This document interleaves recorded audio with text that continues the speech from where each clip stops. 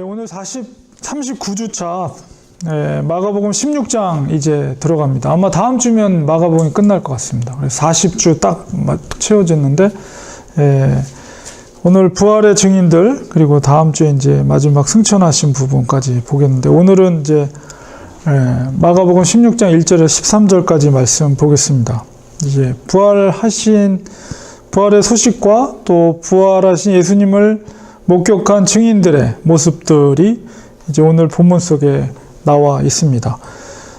첫 번째로 마가복음 16장 1절에서 8절까지 상황 보면, 본문을 보면, 안식일이 지남에, 그러니까 안식일이 이제 예수님께서 돌아가시던 오늘날로 치면 이제 금요일날 저녁 해 떨어지는 그 시간부터 토요일날 해 떨어지는 그 시간까지 24시간을 안식일이죠. 그래서 안식일이 지나서 아마 안식일이 지나고 그 저녁 시간에 이 여인들이 아마 향유를 구매를 했겠죠. 그리고 이제 안식일이 지남에 그 이른 새벽 시간이죠. 막달라 마리아와 야고보의 어머니 마리아, 그러니까 작은 야고보의 어머니 마리아, 그 다음에 살로메, 그 야고보와 요한의 어머니 살로메가 가서 예수께 바르기 위하여 향품을 사다 두었다가 안식일이 지난 다음에, 그러니까 안식일에는 절대 살 수가 없죠. 그러니까 안식일이 지났으니까 해가 떨어지고 그 저녁쯤에 이제 향품을 파는 곳에 가서 구매를 하고 안식 후 첫날, 주일날이에요. 오늘날로 치면 주일날 매우 일찍이 해 돋을 때에 그 무덤으로 가며 그 지난 15장 마지막에 보면 이제 그 아리마대 요셉과 그 다음에 니고데모가 그 무덤 속에 그 이제 장례를 치르는 그 위치를, 무덤의 위치를 여인들이 확인을 했었죠. 그래서 그 여인들이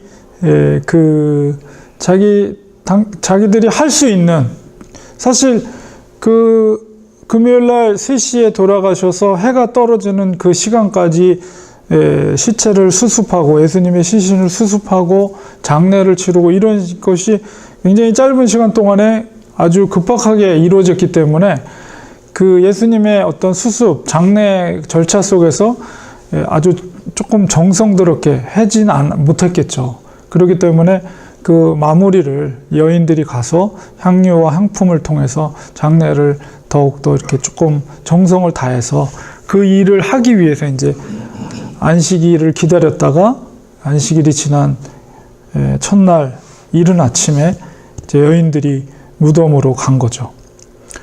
이제 그 마음속에 예수님의 시신을 수습하고 정성껏 향품을 바르기 위한 마음으로 정작 갔는데 실질적으로 무덤 문에 있었던 돌을 누가 치워줄지에 대한 어떤 대책도 없이 그냥 올라간 거예요. 그러니까 이제 3절에 서로 말하되 누가 우리를 위하여 무덤 문에서 돌을 굴러주리오. 이제 여인들이 걱정하면서 올라갔겠죠. 하더니 이미 눈을 들어 본즉 가보니까 군인들도 없고, 이제 마태복음이나 누가복음에 보면 빌라도가 그 시신이 뭔가 도둑들이 가서 시신을 이제 훔쳐가거나 이런 것들을 하지 못하도록 군인들로부터 지키게 하고 무덤을 봉했다 이렇게 돼 있거든요. 그래서 우리가 영화를 보면 라이징인가 이렇게 부활이라는 영화를 보면 거기에 줄 같은 거 이렇게 무덤 앞에 묶어놓은 거를 볼 수가 있어요. 그래서 그렇게 봉해 있을 뿐만 아니라 돌로도 막혀져 있었는데 여인들이 가보니까 돌이 굴려져 있고, 근데 봉한 줄도 다 끊어졌겠죠. 그리고 돌이 굉장히 큰데도 불구하고 그 무덤문 앞에 있는 돌이 이제 옆으로 굴려져 있는 것을 여인들이 보게 된 것입니다. 그래서 이제 여인들이 놀랐겠죠. 그리고서는 5절에 무덤에 들어가서 흰옷을 입은 한 청년이 우편에 앉은 것을 보고 놀라매 청년이 이르되 놀라지 말라. 너희가 십자가에 못 박히신 나사렛 예수를 찾는구나.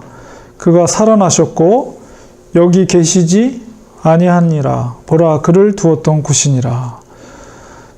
그 여인들이 찾았던 예수님의 시신은 보이지 않고 예수님이 누웠던 자리에 오히려 흰 옷을 입은 한 청년이 서서 예수님의 부활을 고지하는 것을 듣게 됩니다. 그래서 여인들이 너무나도 놀랍죠. 놀라운 소식을 듣고 가서 그의 제자들과 베드로에게 이르기를, 예수께서 너희보다 이것도 역시 청년이 하는 말이죠. 너희보다 먼저 갈릴리로 가시나니 전에 너희에게 말씀하신 대로 너희가 거기서 배우리라 하라 하는지라. 청년이 천사죠. 천사가 여인들에게 이런 말을, 예수님의 부활에 대한 소식과 함께 이제 제자들에게, 베드로에게 가서 이 사실을 알리고 예수님이 먼저 갈릴리로 가실 것이다. 그리고 거기서 만나게 될 것이다. 라는 이야기를 전하라는 그런 말을 하게 됩니다. 그 여자들이 그걸 듣고 있다가 몹시 놀라 떨며 두렵기도 하고 무섭기도 하고 그런 상황 가운데서 그 여인들이 놀라운 소식을 듣고 무덤에서 도망하고 무서워하여 아무에게 아무 말도 하지 못하더라. 마가는 이렇게 여기까지 기록을 하고 있지만 아마도 아무에게 아무 말도 하지 못하더라, 이 시간이 굉장히 긴 시간이 아니라 그날 당일날에 너무나도 놀랍고 이게 도대체 뭔가 하는 그런 마음을, 그래도 그 마음을 추스리고 이제 제자들에게 이 사실을 알렸겠죠. 그러나 그 당장에는 너무나도 놀라워서 아무 말도 못하는 여인들의 모습을 이렇게 마가가 표현하고 있습니다. 이러한 반응, 여인들의 반응을 통해서 우리가 볼 수 있는 것은 전혀 예수님의 부활에 대한 그런 믿음이 전혀 없었다는 것을 우리가 짐작할 수가 있죠. 만약에 조금이라도 예수님의 부활을 여인들이 믿는 사람이 있었다면 이렇게 두렵거나 놀라지는 않았을 텐데, 분명히 여인들이 예수님의 마지막 장면, 죽는 그 자리, 십자가 밑에서 예수님의 운명하는 모습을 보았단 말이에요. 완전히 피투성이가 되고 죽어버린. 사람이 죽어버리면은 여러분 다 경험하신 분도 계시지만은 금방 식어지면서 굳어져 버리죠. 그래서 사람이라고 느껴지지가 않잖아요. 시신으로, 그냥 시신, 물건처럼 느껴지지.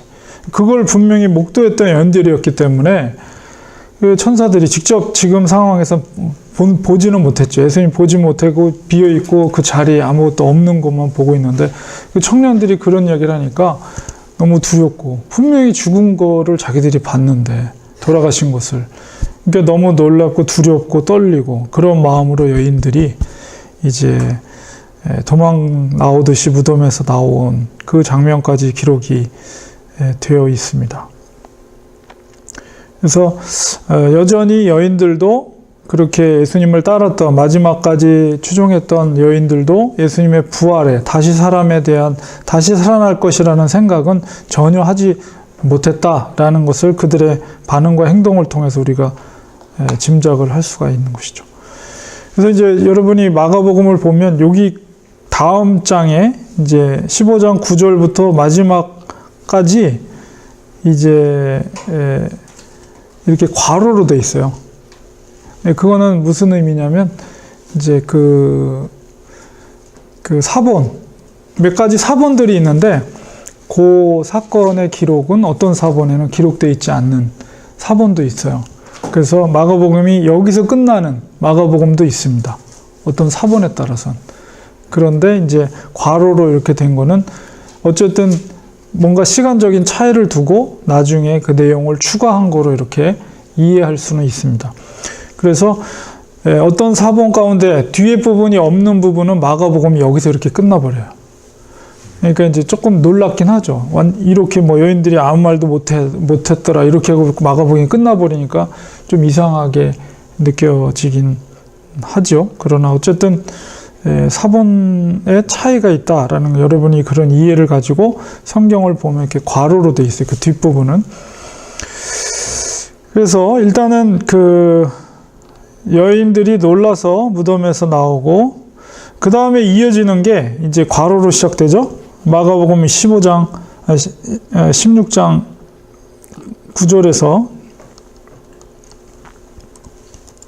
11절까지 보면 제일 먼저 부활하신 예수님이 그 모습을 보인 여인이 막달라 마리아라는 것을 보게 됩니다.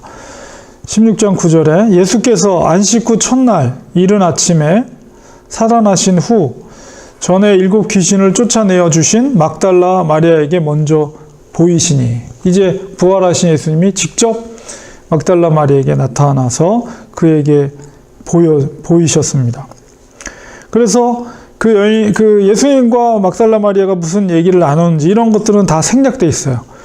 그리고 막달라 마리아가 가서 예수님을 만나고 가서 예수와 함께 하던 사람들이 슬퍼하며 울고 있는 중에, 지금 이제 3일이 지난 다음에도 예수님과 함께 했던 사람들이라는 것은 제자들이죠. 제자들이 아마도 어딘가에 마가의 다락방이라든가 어딘가에 모여 있었던 것 같아요.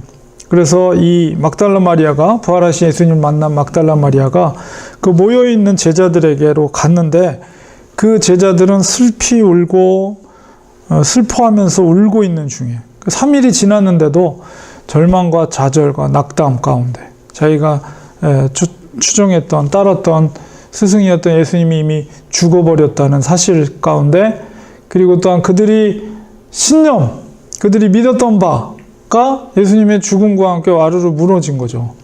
그러니까 어찌할 바를 모르고, 그리고 그것에 대해서 그렇게 예수님을 끝까지 쫓기로 했었던 자기들의 고백 속에서라도 결국은 예수님을 뿔뿔이 흩어지면서 부인했던 자기들의 어떤 자괴감, 이런 것들이 복합적으로 예수님의 죽으심과 너무 슬픈 거죠. 괴롭고 슬프고 3일이 지나도록 굉장히 제자들이 슬픔과 좌절 가운데 있는 중이었던 것 같습니다. 막달라 마리아가 안식 후 첫날에 예수님을 만나고 돌아갔을 때도 그렇게 슬퍼하고 있는 중에 예수님이 살아나셨고 내가 예수님을 만났어 하고 막달라 마리아가 제자들에게 얘기했겠죠. 11절에 그들은 예수께서 살아나셨다는 것과 마리아에게 보이셨다는 것을 듣고도 믿지 아니하니라. 제자들은 막달라 마리아 말을 믿지 않았습니다. 그렇겠죠. 분명히 자기들도 죽었다는 얘기를 들었는데, 예수님 돌아가셨는데 어떻게 죽은 사람이 다시 살아났고 어떻게 그래서 다른 복음서에서는 예수의 영이다, 이렇게 예수의 영을 보고 착각한 것이다, 이런 설명도 되어 있어요. 그래서 제자들이 그 사실을 믿지 않고 있고, 역시 제자들도 주님의 부활에 대해서 예수님께 3번이나 반복해서 죽으심과 부활에 대한 예언을 예고를 했는데도 불구하고 그 당시에는 그 말씀이 무슨 말인지도 귀 기울여 듣지도 않았고 믿지도 않은 거죠. 듣지도 않았고, 심지어 막달라 마리아가 예수님이 말씀하셨던 그 부활에 대한 이야기를, 직접 부활하신 것과 천사들을 통해서 부활하신 소식과 직접 부활하신 예수님을 만났다는 것을 이야기했는데도 불구하고 제자들은 그 사실을 믿지 않았습니다. 그러니까 그만큼 여전히 제자들은 예수님에 대한 이해가 부족한 거예요. 예수님이 누구인지에 대한 분명한 이해가 부족한 거죠. 그냥 인간 예수, 랍비인 예수님, 물론 베드로가 주는 그리스도 살아계신 하나님의 아들이라고 고백되어졌지만, 그거는 진짜 베드로가 진짜 우러나와서 중심에서 했기보다는 예수님의 말씀처럼 하나님께서, 하늘 아버지께서 강권적으로 고백해 하신 그런 것이 아닌가. 만약에 진짜 베드로가 자기 고백대로 예수님은 그리스도시요, 그리스도라는 것은 하나님 나라의 왕이라는 것이고 하나님의 아들이라는 것을 확신했다면 죽음의 권세를 이기는 것을 안 믿을 수가, 그것을 믿지 않을 이유가 없는 거죠. 여전히 그것은 인간적인 예수로만 제자들은 여전히 예수님을 이해하고 있었다는 것이죠. 바로 예수님이 누구신가에 대한 분명한 깊이 있는 이해가 곧 믿음의 근거가 되는 것을 우리가 알게 됩니다. 오늘날도 역시 마찬가지예요. 우리가 예수 그리스도를 누구로 우리가 믿고 그것을 입술의 고백뿐만 아니라 전적으로 우리가 그것을 예수 그리스도의 하나님 되심을 인정하는 것, 그것에 대한 깊이 있는 이해와 전폭적인 신뢰가 있을 때 그게 믿음이 되는 거죠. 그래서 제자들은 여전히 자기의 스승인 예수님이 죽은 것에 대한 슬픔 속에만 빠져 있고, 예수님이 말씀하셨던 부활과 막달라 마리아가 얘기한 살아나신 예수님에 대해서 믿지 못하고 있는 것을 보게 됩니다. 그리고 이제 두 번째 12장 13절에 보면 12절 13절 두 제자에게 나타나십니다. 그 후에 그들 중 두 사람이 이름은 익명이에요. 그 제자들 중에 누구였는지, 두 사람이 누구였는지 그 이름은 밝히지 않고 있지만 제자들 중에 두 사람이 걸어서 시골로 갈 때, 이것은 누가복음 24장 13절 33절에 보면 바로 예루살렘에서 엠마오로 가는 그 시골길에 갈 때에 예수께서 다른 모양으로, 예수님 뭔가 평소와는 다른 모양으로 그들에게 나타나셨어요. 그러니까는 뭐 처음에는 인식하지 못했겠죠. 다른 모양이라고 그랬으니까 예수님이 얼굴이 다른 모양으로 나타나신 건지 아니면 뭐 옷이 다른 옷이었는지 그건 우리 모르겠어요. 어쨌든 간에 평소와는 다른 모양으로 그들에게 나타났으니까 제자들이 그분이 예수님이라는 것은 처음서부터 인지하지는 못하지요. 그러나 이제 그들이 누가복음의 24장에 있었던 말씀 속에서 이제 어느 시간 동안 계속 같이 걸어가잖아요. 걸어가면서 도대체 무슨 일이 있었냐, 예루살렘에서. 그러니까 당신은 도대체 어디다 왔길래 예루살렘에 무슨 일이 있는지도 모르고 물어보느냐고. 그러면서 이제 그런 얘기를 막 나누다가 이제 그 예수님의 다시 살아나실 것에 대한 것을 구약의 선지자의 말을 인용해서 이제 나누고, 그 다음에 이제 불을 쬐면서 음식을 떼서 줄 때 그들이 그때서 비로소 이분이 주님이라는 걸 깨닫게 되죠. 그리고 예수님은 사라지잖아요. 그래서 예수님을 인식하고 음식을 먹다가 우리가 같이 동행했던 이분이 예수님이시라는 것을 깨닫자마자 다시 엠마오로 가던 길에서 다시 예루살렘으로, 백투 예루살렘, 다시 예루살렘으로 돌아가서 제자들에게 알리죠. 스승님이 살아나셨다고. 근데 역시 두 사람이 가서 남은 제자들에게 알렸으되 역시 믿지 아니하니라. 막달라 마리아에게, 그 다음에 그 제자들 중에 두 사람에게 나타났지만 역시 알지. 아마도 이 상황에서는 다른 복음서가 비교해 보면 베드로도 이미 예수님을 만난 상황. 왜냐하면 게바가 제일 먼저 예수님을 접했다, 이렇게 제자들 중에선 그렇게 말했기 때문에 예수님께서 게바 베드로에게도 나타나셨을 거예요. 그러니까 베드로와 두 제자, 이렇게 제자들이 고백을 함에도 불구하고 나머지 거기 모이는 제자들이 그것을 여전히 믿지 않고 있는 것을 보게 됩니다. 그래서 십자가에서 분명히 돌아가셨던 그분이 다시 살아나셨다는 것을 믿는 데는 적지 않은 시간이 필요했다는 것이 우리가 알 수가 있죠. 이 말씀 속에서. 특히나 이제 다른 복음서에서도 믿지 않는다고 했지만은 마가에서 특별히 더 제자들의 믿지 않음에 대해서 강조해서 설명하는 부분은 이 마가가 가장 강하게 그 믿지 않는 것을 강하게 강조해서 설명하고 있습니다. 그래서 너무나도 사실 우리가 그 시대로 2000년 전으로 돌아간다면 우리 제자들 중에 우리도 속해 있었다면 너무나도 놀라운 소식이죠. 죽은 분이 3일 후에 다시 살아나서 돌아오셨다는 것이. 자, 그래서 오늘은 그 부활하신 예수님과 그 목격자, 그 부활하신 예수님을 목격했던 목격자들, 특별히 막달라 마리아와 두 제자, 엠마오로 가던 두 제자에게 나타났던 모습을 우리가 살펴봤습니다. 그래서 생각해보기 두 가지 질문이요. 마가복음 16장 6절, 예수님의 부활은 그리스도인들에게 어떤 의미를 가진다고 생각하십니까? 두 번째는 마가복음 16장 10절, 13절에 부활을 믿지 않는 제자들을 통해서 오늘날 예수님의 부활을 믿지 않는 사람들에게 우리가 어떻게 예수님의 부활을 증거해야 할까요? 조금 어려운 질문일 수도 있는데 어쨌든 일단은 예수님의 부활이 우리 그리스도인들에게 어떤 의미를 가진다고 생각하십니까? 인류의 역사 속에서 부활하신 분은 예수님밖에 없죠.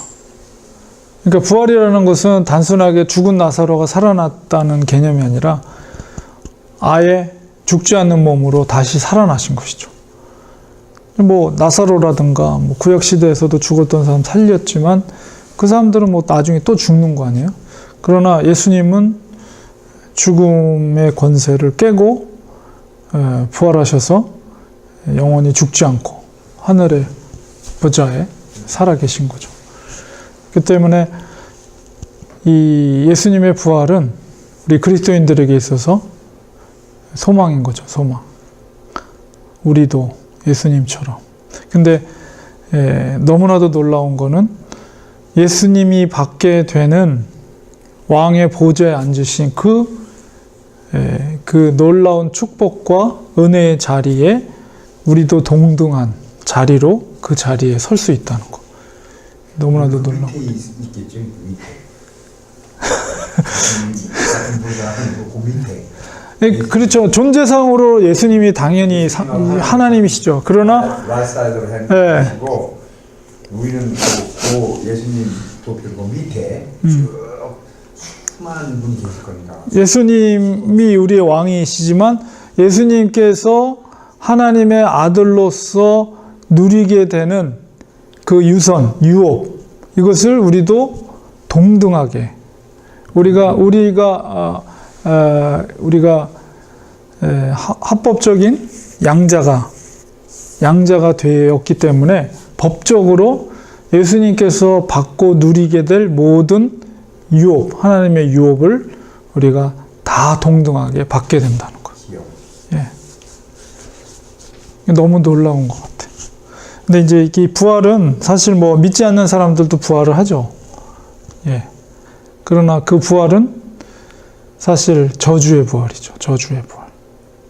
죽지 않는, 영원히 꺼지지 않는 불에서 죽을 수도 없는 몸으로 부활한 거니까. 고통을 영원히, 우리가 상상이 안 되죠. 너무 고통스러우면 그냥 날 죽여라 이러잖아요. 고통스러우면. 근데 그것도 불가능한 영원히 고통의 형벌을 받는 공간에서 영원히 그렇게 존재한다는 거는 이거는 우리가 상상도 할 수 없는 일이에요.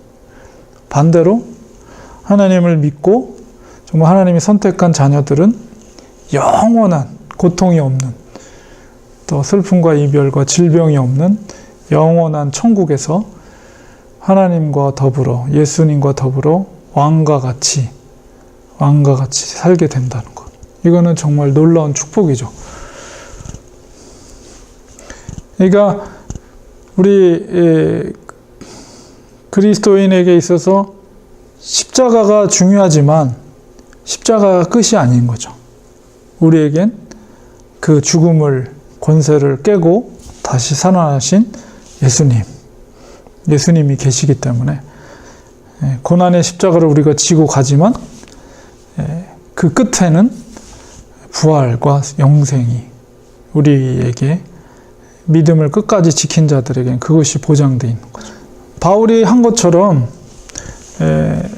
지금 받는 고난은 장차 받게 될 그 영광과 좋게 비교할 수 없다라고 말씀하신 것처럼 우리가 비록 주님의 참된 제자로서 주께서 걸어가시는 고난의 길을 그리고 십자가의 길을 걸어가지만 그러나 우리가 그것을 믿음으로 감수해냈을 때 나중에 그 믿음을 통해서 받게 될 그 천국의 복이라는 것은 그 고난과 좋게 비교할 수 없는 거죠. 그러니까 우리가 미련한 것 같지만 십자가를 지고 협착한 길을 가는 것이 미련한 것 같지만 그게 믿음의 눈으로 볼 땐 지혜로운 자죠. 왜냐하면 그 길을 간 자만이 부활의 영광을 누릴 수 있기 때문에. 우리가 광야의 길을 기쁨으로 갈 수 있는 것은 광야의 끝에 가나안, 약속된 가나안 땅이 있기 때문에 그 길을 기쁨으로 갈 수가 있는 거죠. 그 길을 피해서 가려고 하면 가나안에 도착할 수 없는 것처럼 우리가 절대 편안한 길, 세상 사람들이 남들이 가는 그 길을 편안한 길로 가면 그 길은 당장 갈 땐 편할지 모르지만 그 길 끝에는 그 영광된 부활과는 관계가 없는 저주의 부활이 있는 거죠. 그 비밀을 믿음이 없는 사람들은 모르는 거예요. 그리고 잘못된 믿음을 갖고 있는 사람들은 여기서도 넓은 길 가고 거기서도 천국 가고 얼마나 좋아 이런 착각을 하고 믿음 생활을 하는 사람들이 수도 없이 많다는 거예요. 저희가 넓은 길, 세상 사람들이 다 가는 길 그대로 가고 세상 사람들이 사는 방법 그대로 살면서 마치 자기는 구원의 길을 가고 있는 것처럼. 그리고 나는 구원받았다. 근데 그거는 자기가 착각하는 거죠. 자기가. 우리는 주께서 걸어가신 마가가 우리가 이제 다음 주에 마지막 마가 맞춰지게 되는데요. 마가 전체를 우리가 다시 한번 리마인드해 보면 마가가 말하는 제자도의 길은 섬김의 길, 자기를 비우는 길, 자기를 부인하고 나에게 맡겨진 십자가를 예수께서 걸어가신 그 골고다의 길을 지고 걸어가는 길이다. 그것을 위해서 너희가 어린아이와 같이 너희가 첫째가 되고자 하면 맨 나중에 돼야 되고 으뜸이 되고자 하면 너가 종의 몸으로 그 모든 사람을 섬겨라. 이게 마가가 말하는 믿는 자의 제자도거든요. 우리가 그렇게 살아가야지 구원에 이를 수 있는 거죠. 그게 좁은 길이고 그것이 구원의 길이에요. 좁은 길이지만 그러나 그것이 영광된 이 부활, 영광된 부활을 우리가 누리게 되는 길이라는 것을 마가가 이야기하고 있는 거죠. 마가 복음을 통해서. 그러니까 우리가 올바른 믿음을 이 복음서를 읽으면서 또 마가의 이 복음서를 읽으면서 과연 그리스도인이 뭔가, 그리스도인이 어떤 인생을 살아가야 되고 어떤 길을 걸어가야 되는가 이런 걸 생각할 때 이제 마지막 이제 부활된 예수님을 만났던 증인들과 이제 다음 주에 이제 마지막 부탁하는 말, 당부하는 말, 예수님 당부하는 그리고 이제 하늘 보좌로 올라가시는 승천하는 내용 아주 짧게 기록이 되어 있는데요. 아주 전체 마가복음 전체 16장을 쭉 보면 마가가 포커스를 어디에 두고 있는가 이렇게 보면 사실 일주일 동안 그 기간을 가장 전체적인 분량으로 봤을 때 가장 많이 거기에 집중을 하고 있어요. 그 십자가의 고난, 그 시간을. 왜냐하면 그게 제자도의 핵심이기 때문에. 그렇게 제자들은 살아야 된다. 그것이 있을 때, 그리고 이제 부활과 그 영광은 아주 그냥 살짝 터치만 하고 마무리가 되죠, 마가복음은. 그러니까 마가의 포커스, 그리고 마가에게 절대적인 영향을 줬던 이제 베드로의 사상과 베드로의 제자도가 뭔지를 마가복음 전체를 통해서 우리가 깨달을 수가 있는 거예요.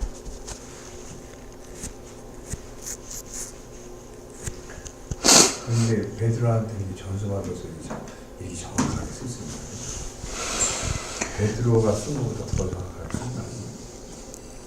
이제 물론 마가가 물론 1차적으로는 베드로에게 그런 정보들을 얻었겠죠. 그리고 뭐 다른 제자들과 교제하면서 또 그리고 정보들을 모았겠죠. 그러니까 우리가 오늘날의 글을 쓰는 우리가 이제 일반적으로 글을 쓰는 것들을 생각해 보면 물론 테크니컬한 것들은 뭐 오늘날과 비교할 수는 없겠지만 그러나 그 과정이나 절차들은 지금이나 그때나 동일한 거죠. 마가의 개인적인 퍼스널 오피니언이 많이 들어갔겠네요. 그렇죠. 자기의 학식과 그렇죠. 자기 지혜 예. 또 자기가 그 판단이 그걸 레퍼런스해서 그렇죠. 그걸로 나를 동일한 사건은 하나죠. 그 복음서 마테마가 누가 요한 사건은 하나예요. 근데 사람이 바라보는 각도나 시각이 다 다르잖아요. 어떤 사건을 그러니까 오늘 이 예배 드리는 광경을 만약에 집에 가서 이거를 한번 기록해 보세요. 그러면은 다 그걸 갖고 와서 이렇게 모아 보면 어떤 관점으로 동일한 사건이라도 어떤 관점과 어떤 생각을 저자가 갖고 있냐에 따라서 전혀 다른 내용이 나오는 것처럼 마가는 어떤 의도, 자기가 갖고 있는 안경을 가지고 예수님의 그 사건을 물론 자기가 직접 경험하지 못한 사건이지만 베드로를 통해서 간접적인 경험을 통해서 나름대로의 자기의 관점을 가지고 이 복음서를 쓴 거죠. 그렇기 때문에 마태, 마가, 누가, 요한 동일한 사건이지만 그 저자들이 복음서 저자들이 갖고 있는 경험과 생각과 관점에 따라서 그 내용이 동일한 사건이라도 내용이 다른 거죠. 그러나 다르다고 해서 그게 사건이 전혀 다른 사건이다 말할 수 없고 오히려 그것들이 서로 입체적으로 조명을 하면서 그 사건을 전혀 그렇죠. 서로 다른 관점 속에서 보면서 우리가 그 사건을 좀 더 입체적으로 이해할 수 있게 되는 거죠. 하나님이 그래서 특별히 이 복음서를 성경 66권, 27권 신약 가운데도 이 예수님의 행적을 4명이서 4명의 관점으로 그것을 이렇게 조명하게 하셔서 우리의 그리스도인의 제가 지난주 설교한 것처럼 프로토타입, 원형이신 예수님을 우리가 어떻게 이해할 것인가를 입체적으로 우리가 깨닫게 하신 것 같아요. 그래서 어쨌든 이 마가가 바라본 예수님의 행적이라고 했을 때 예수님의 종으로서 오신 예수님의 모습, 제자도로서 바로 종의 제자도를 갖는 것이 참된 제자의 길이다라는 것을 이제 우리에게 분명하게 마가복음을 통해서 알려주고 있는 거죠. 그러니까 우리가 이것을 정말 마음에 잘 새기면서 과연 마가가 우리에게 요구하고 있는 참된 제자로서의 삶을 내가 걸어가고 있는가, 제대로 가고 있는가 이런 거를 우리가 말씀 속에서 계속 우리 자신을 이제 비춰 투영하면서 우리가 예수님이 걸어갔던 그 길을 그 부활의 영광을 우리가 얻기 위해서 현재 고난을 장래에 얻게 될 부활된 영광의 그 자리에 참여하기 위해서 예수님이 걸어가셨던 그 길을. 그래서 이제 제자들이 얼마나 헤매고 있어요. 마지막까지. 이제 그 제3자들을 통해서 진정 예수 그리스도가 요구하는 믿음이 무엇인가를 오히려 마가는 그런 사람들을 통해서 우리에게 알리고 있고 숨겨진 제자들 있잖아요. 아리마대 요셉이라든가 바디메오라든가 12년 동안 혈류병 앓았던 여인이라든가 이런 제3자들을 통해서 그리고 이제 우리 그 친구들 그 지붕을 뚫고 내려왔던 중풍병자 친구들의 믿음이라든가 그 다음에 스로보니게 여인의 믿음 자기 딸을 살리기 위해서 이방 여인이지만 이게 그런 참된 제자도가 무엇인가라는 것을 이런 제3자들의 어떤 모습들, 단편적인 모습 속에서 이제 낮은 자로서의 모습. 그리고 물론 이제 제자들도 나중엔 변화되죠, 당연히. 그것을 이제 모두 깨닫고 변화된 모습을 이제 사도행전이라든가 이런 것을 통해서 볼 수가 있죠.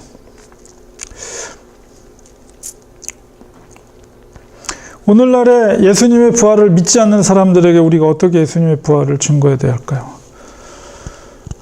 이 부활의 문제는 근본적인 믿음의 문제이기 때문에 우리가 이것을 논리적으로 설명해서 이해를 시킬 수 있는 부분이 아닙니다. 그래서 이거는 우리가 선포하는 것밖에 없어요. 그러니까 복음과 연결해서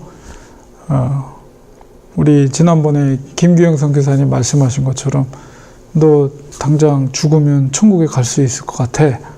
이런 식으로 복음을 이제 접목해서 이제 죄의 문제와 예수님의 죽음의 사건, 그리고 예수님의 죽음에서 다시 살아나신 일, 이것이 이제 복음과 연결되어 있으니까 우리는 그냥 선포하는 거죠. 그리고 그것이 그 사람에게 어떻게 받아들일지는 우리가 할 수 있는 일이 아닌 것 같아요. 다만 우리는 복음을 선포하고 우리가 왜 예수님을 믿는지, 그리고 예수님의 부활이 어떤 의미를 갖고 있는지, 그것을 우리가 선포하고 그 다음에 그렇기 때문에 우리는 그리스도인들은 죽음조차도 두려워하지 않고 부활을 소망하기 때문에, 만약에 부활을 믿지 못하는 사람들에게 있어서 그 사람이 만약에 죽을 병에 걸렸을 때 얼마나 불안하겠어요. 죽음에 대한 두려움과 공포. 그러나 그리스도인들은, 신실한 그리스도인이라면 죽음을 우리 담담하게 그것을 받아들일 수가 있죠. 물론 질병으로 인한 고통은 괴롭지만, 그러나 죽음에 대한 그것에 대해서 우리가 믿음으로 그것을 담담하게 받아들일 수가 있는 거죠. 그래서 이제 복음에 대한 분명한 그냥 선포를 하고, 하나님이 정말 그 사람이 구원받을 하나님의 자녀라면 그 복음이 그에게 듣는 귀로 열려서 받아들이면 할렐루야고, 뭐 안 받아들이면 할 수 없는 거고. 그렇죠. 그러니까는 그 사람이 이제 믿음이 없는 사람이라고 그랬을 때, 부활의 얘기를 하려면은 죄의 문제와 십자가의 죽으심, 그리고 죽는 거로 끝나면은 우리가 얼마나 허무한 존재들이, 그리스도인들이. 그러나 죽음이 끝이 아니고 죽음의 권세를 이기시고 살아나신 예수 그리스도.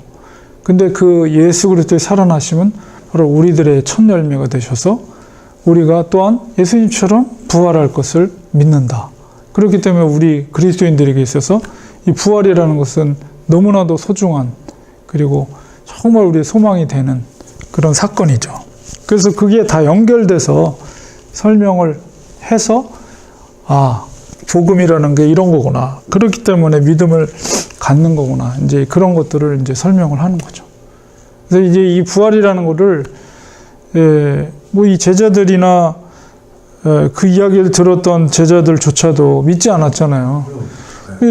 죽은 사람이 다시 살아난다는 것을 믿는다는 거는, 이건 눈에 봐야지, 확인돼야지 믿는 사람들이고, 이거는 역사상 그런 일은 존재하지 않았잖아요. 한 번도.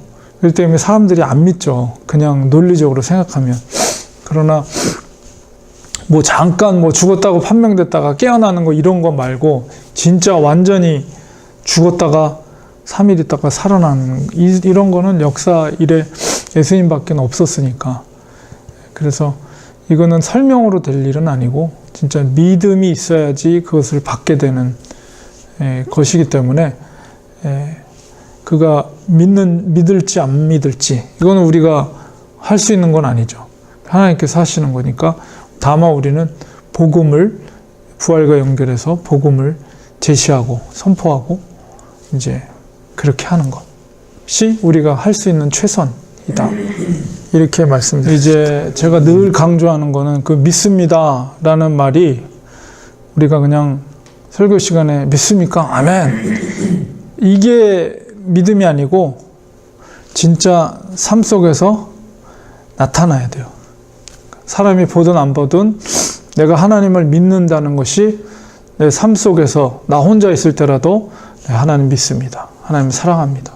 하나님이 이 세상을 창조하신 하나님임을 저는 믿고 인정합니다.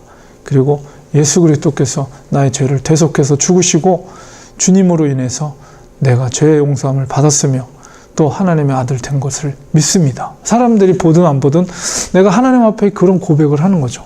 그리고 구체적인 나의 삶의 어떤 선택의 기준에 있어서 항상 선택에 있어서 하나님의 성경의 말씀과 원리대로 그것을 선택하는 거예요. 내 인간적인 육체적인 생각으로 나의 유익을 위해서 무엇인가 어떤 일이 결정되었을 때 그것을 선택하는 것이 아니라 정말 하나님이 기뻐하시는 그리고 성경에서 우리에게 요구하는 삶을 위해서 그것을 선택하는 것. 이게 바로 진짜 믿음을 가진 사람의 모습이라는 거죠.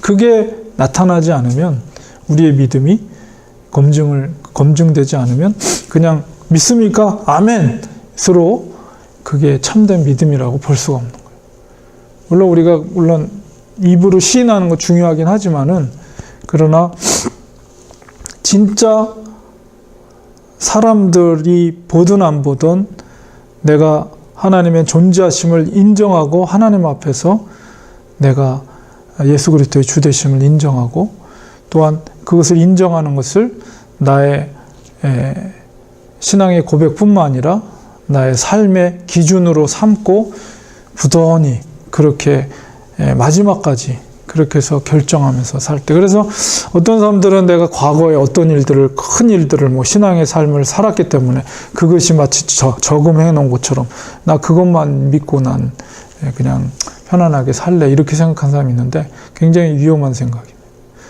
항상 성경에서는 마지막까지 봐야 돼요. 마지막까지. 마지막까지. 어떻게 될지 모르는 거예요. 아무리, 저는 지난번에 보니까, 그것이 알고 싶단가? 거기서 보니까 4대째 그분도 목사님인데요. 4대째 목사님이에요. 근데 마지막에 그분이 죽은 거를 해서 그것이 알고 싶다. 그게 나왔더라고요. 그걸 추적하는 걸. 그러니까 미국에서 살던 분인데 한국의 남양주의 다리 밑에서 시체로 발견됐어요. 목사님인데.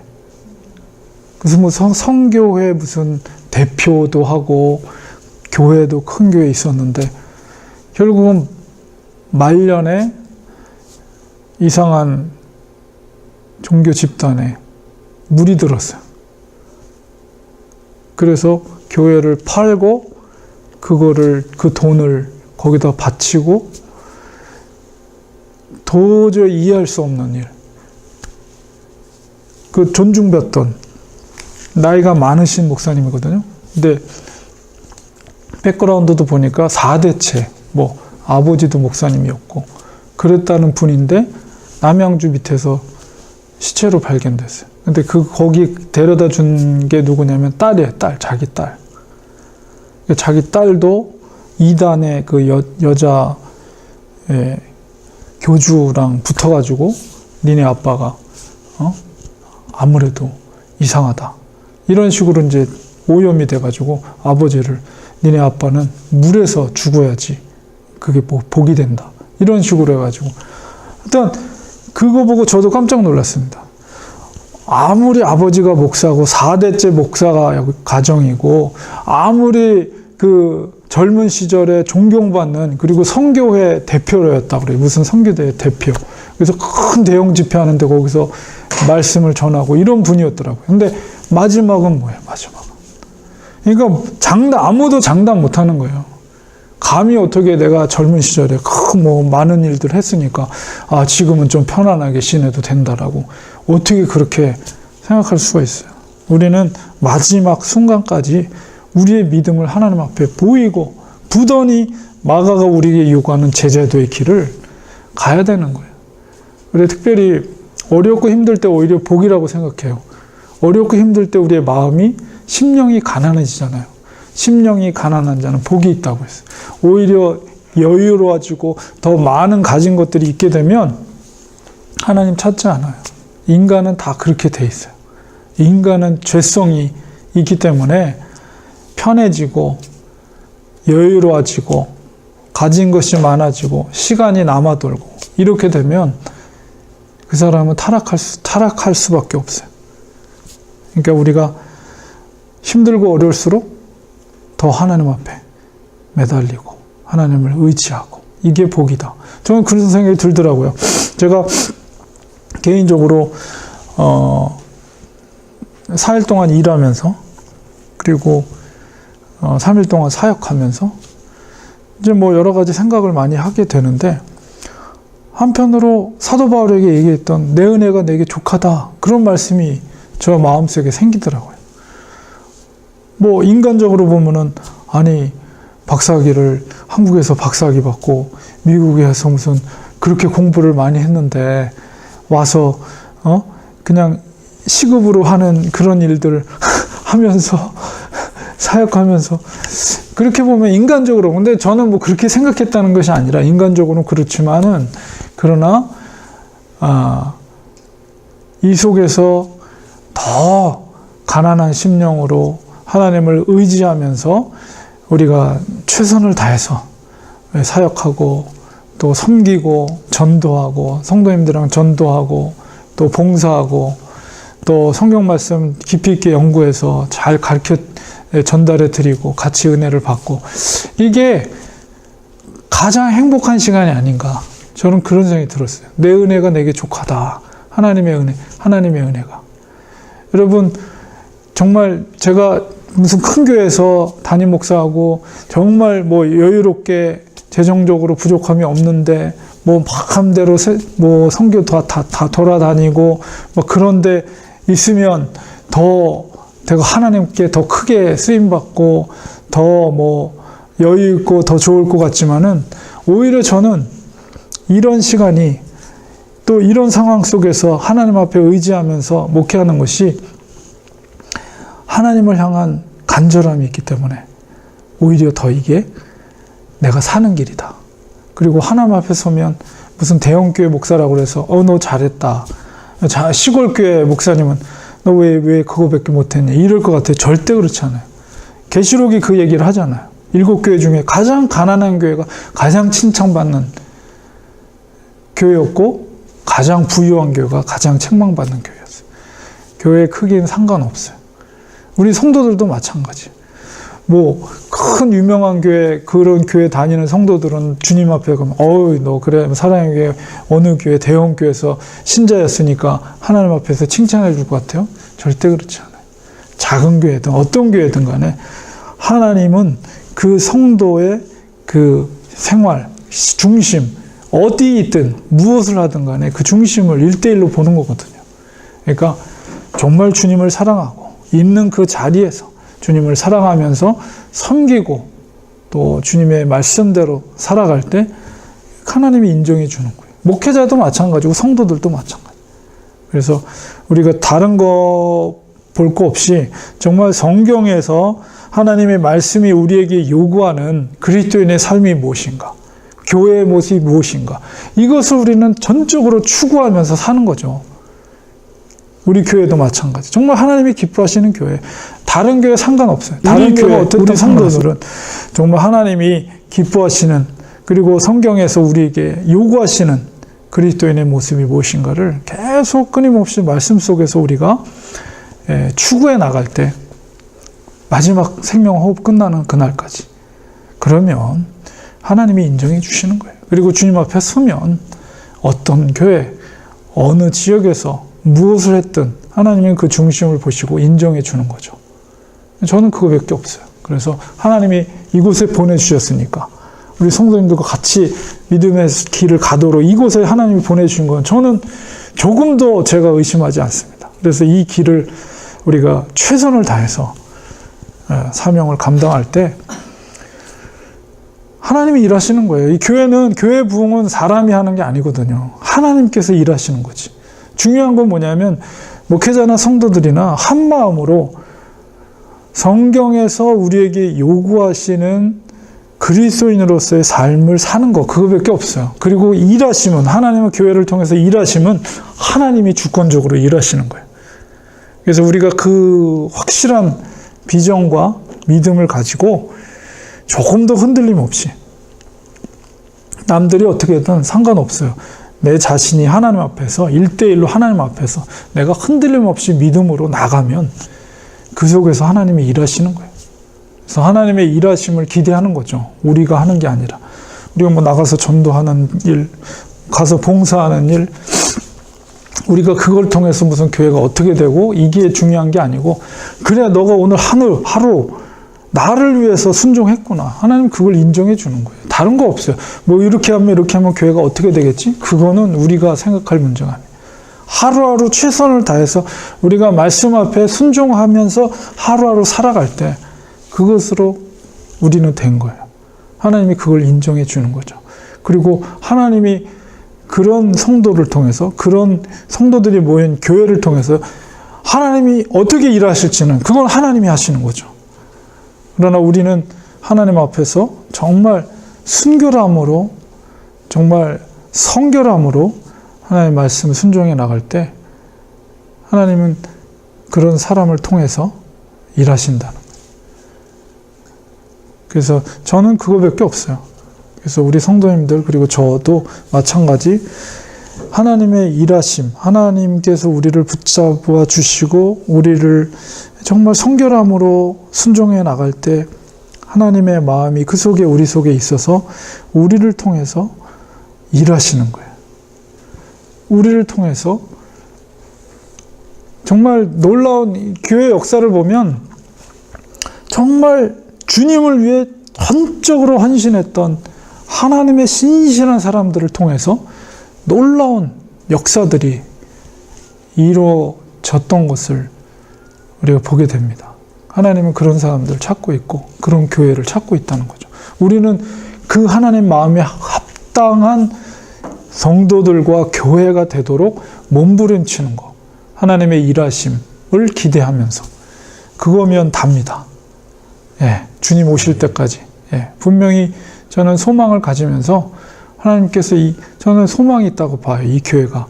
그래서 이 교회를 통해서 하나님이 분명히 우리가 그런 마음으로 우리 성도들이 한 마음으로 나가면 분명히 하나님의 손길이 우리 교회 가운데 임할 거라고 보고 그 속에서 우리가 상상할 수도 없는 하나님이 어떤 분이십니까? 우리가 전능하신 하나님을 믿는다면 하나님 마음에 합한 마음으로 있는 성도들이 있는 교회, 왜 하나님이 그 속에서 일하지 않으시겠어요? 인간적인 방법을 사용하고 인간적인 욕심을 추구하고 뭔가 그런 거룩하지 못한 요소들이 교회마다 있기 때문에 그 속에 문제가 있는 거지. 정말 우리가 순전함으로 순결함으로 하나님의 마음에 합한 자들이 된다면 분명히 하나님은 그런 교회를 통해서 일하십니다. 저는 그런 소망을 가지고 계속 믿음의 길을 가면 좋겠어요. 이 믿음의 길을. 이 길은 뭐 하루 이틀하고 끝날 게 아니라 우리 정말 마지막 때까지 주님이 오시는, 우리가 살아계실 때 주님이 오실지 그건 모르는 일이지만 주님이 오시는 그날까지 우리는 이 길을 걸어가야 돼요. 조금도 흔들림 없이. 예, 우리가 그렇게 믿음의 길을 한 마음으로 가면 얼마나 기쁜지 몰라요. 주님의 일을 할 때. 그 마음으로 우리 같이 갔으면 좋겠습니다. 다음 주 본문을 위한 연구 질문, 이제 그 16장 마지막 뒷부분밖에 안 남았습니다. 17절, 18절에 보면 믿는 자들에게 있는 표적에 대해서 이야기하고 있거든요. 이 표적이 무엇일까? 이게 뭘까? 여러분이 한번 생각해 보시고요. 마가복음 16장 20절 마지막 구절인데요. 표적과 말씀 증거의 관계에 대해서 한번 생각해 보시면 좋겠습니다. 그래서 이제 마지막, 우리 책거리 해야 되나? 40주, 제가 계산해서 한 건 아닌데, 정확하게 40주면, 52주가 1년인데, 꽤 오랫동안 마가복음을 했습니다. 여러분이 한번, 그리고 다음 책을 어떤 책을 할까? 한번 여러분이 생각해 보셔서 제안을 해 주시면, 제가 의견을 모아서 어떤 책을 할까? 다음에 한번 다음 주 한번 의논을 해보는 시간을 가졌으면 좋겠습니다. 오늘은 여기까지 하겠습니다. 기도하겠습니다.